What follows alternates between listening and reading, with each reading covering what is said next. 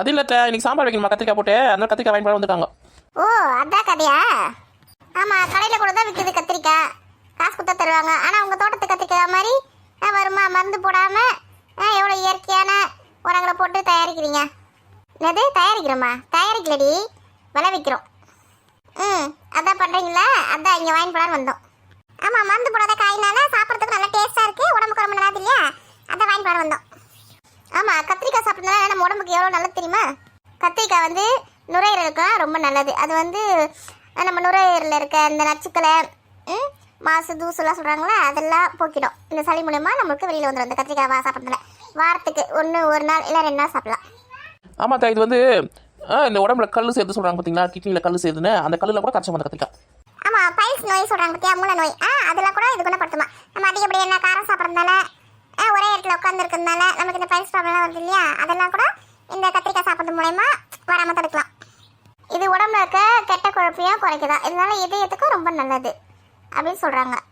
சரியான உணவு பழக்கம் இல்லாதவங்களுக்கு, அதுக்கப்புறம் நிறைய குடிப்பழக்கம் இருக்கவங்களுக்கு, அவங்களுக்குலாம் வந்து இந்த கல்லீரல் கணையெல்லாம் ரொம்ப பாதிக்கப்பட்டுரும். அவங்களாம் இந்த கத்திரிக்காய் சாப்பிட்றது மூலயமா அதெல்லாம் வந்து நம்ம கல்லீரல் கணையத்தை பாதுகாத்துக்கலாம்.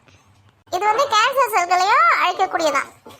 கத்திரிக்காயை நல்லா அரைச்சி அது கூட மோர் சேர்த்து குடிக்கிற மூலயமா நம்ம வயிற்றில் இருக்க கழிவுலாம் இருக்குது பார்த்தியா, வெளியே வராத கழிவுலாம், அதெல்லாம் வந்து வெளியே வந்துடும். இந்த காய் போட்டு சாம்பார் வச்சா நல்லா வாசனையாக இருக்கும், டேஸ்ட்டாக இருக்கும் அப்படின்னு நம்ம சாப்பிட்றோம். ஆனால் இதில் எவ்வளோ மருத்துவ குணம் இருக்குது பார்த்தியா? ஆமாம், இயற்கை விளைஞ்சு சாப்பிட்ற எல்லாத்துலேயுமே நல்ல மருத்துவ குணம் இருக்குது.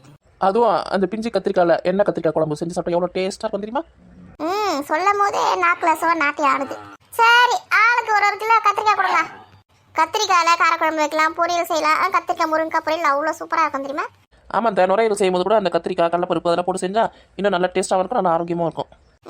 பிரியாணி கூட தருவாங்களே கத்திரிக்காய், என்னது அது பேர் என்னோ தெரியல, தருவாங்களே, அது கூட சூப்பராக இருக்கும். ஒரு விஷயம் சொல்ல வந்துட்டேன், இது வந்து சிறுநீரகத்துக்குலாம் ரொம்ப நல்லது. சிறுநீரக பாதிப்புகள்லாம் குணப்படுத்தும். சிறுநீரகம் நல்லா வேலை செய்யும். கத்திரிக்காய் வந்து ஒரு சீசனில் வந்து அதிகமாக விளையும் போது வேலை கம்மியாக கிடைக்கும். அப்போ வந்து நம்ம அது வத்தல் மாதிரி போட்டு வச்சு கூட யூஸ் பண்ணிக்கலாம், நல்லாயிருக்கும். ஓ, கத்திரிக்காய் வத்தலா? ஆமாம், அதை வச்சு நம்ம காரக்குழம்பு சாம்பார் அந்த மாதிரிலாம் செஞ்சுக்கலாம், நல்லாயிருக்கும் அந்த வத்தல்.